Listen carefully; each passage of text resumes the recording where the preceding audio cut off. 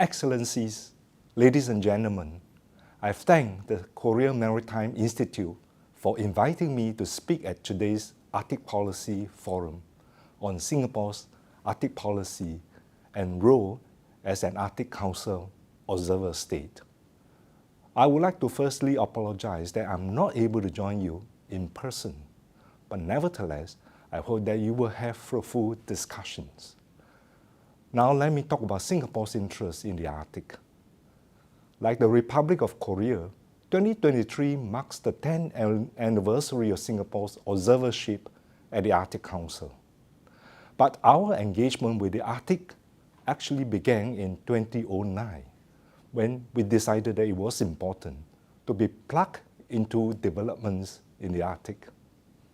At the global level, the Arctic plays a critical role in moderating global temperatures and ensuring the circulations of ocean currents.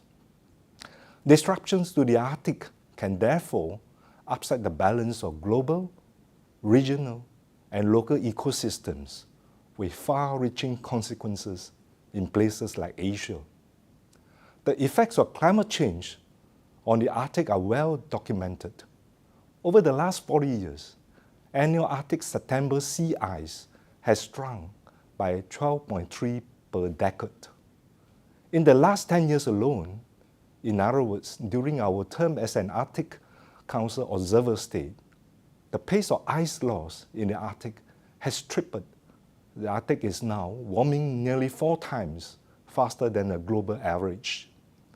For a low-lying coastal state like Singapore, where 1/3 of our country is less than 5 meters above sea level, climate-induced sea level rise is an existential threat to us. So to tackle climate change, Singapore launched a national blueprint called the Singapore Green Plan 2030 that charts out ambitious and concrete targets to achieve net zero emissions by 2050. We also launched a national hydrogen strategy to accelerate decarbonization in various industry sectors. And we are investing in innovations in carbon capture, utilization, and storage. Singapore is the only country in Southeast Asia to implement a broad-based carbon tax covering 80% of our greenhouse gas emissions. We plan to raise our carbon tax progressively over the next few years and further enhance the business case for the deployment and development of low-carbon solutions. While we have taken decisive steps to tackle climate change, we cannot accomplish this alone. After all, Singapore accounts for just 0.11% of global carbon emissions.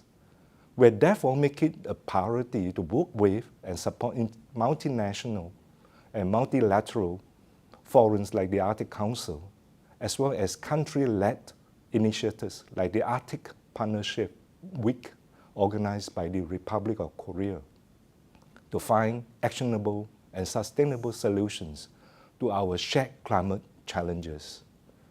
We are glad that the Arctic Council working groups are restarting their work. Through our participation in the Arctic Council working groups, Singapore has shared our expertise and experience in areas such as prevention of oil spills, biodiversity conservation, and sustainable energy development. We hope to do more in the coming months. At the same time, events organized by the Asian Arctic Council observer states, such as the APW and the Arctic Circle Japan Forum earlier this year, are very important. These events, which are held in Asia, play a critical role in creating awareness among non-Arctic countries about the importance and relevance of the Arctic to them. On our part, Singapore previously hosted the Arctic Circle Forum on Asia in the Arctic in 2015 and the Arctic Frontiers Abroad Conference in 2017 and 2019. We plan to organize another similar event in the near future and hope to receive the other Arctic Council observer states' support. Beyond the government level, our universities and research institutes can do more together on Arctic research.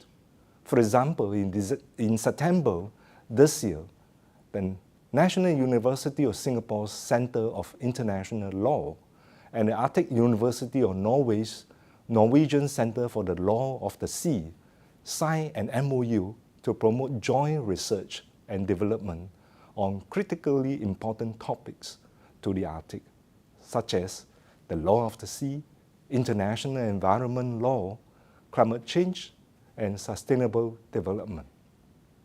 They also organized a workshop on governance of the Arctic in times of geopolitical uncertainty. We look forward to collaborating with Arctic institutes, research institutes from Asian Arctic Council observer states on Arctic research to share our information, knowledge, and experience and contribute meaningfully to the Arctic Council as an observer state. Excellencies, ladies and gentlemen, given the complex and cross-border nature of Arctic warming, multilateralism and international cooperation remain our best chance at tackling and mitigating this challenge. Singapore stands ready to work with our fellow Asian Arctic Council observer states to continue contributing and improving our collective value add to the Arctic. Thank you very much.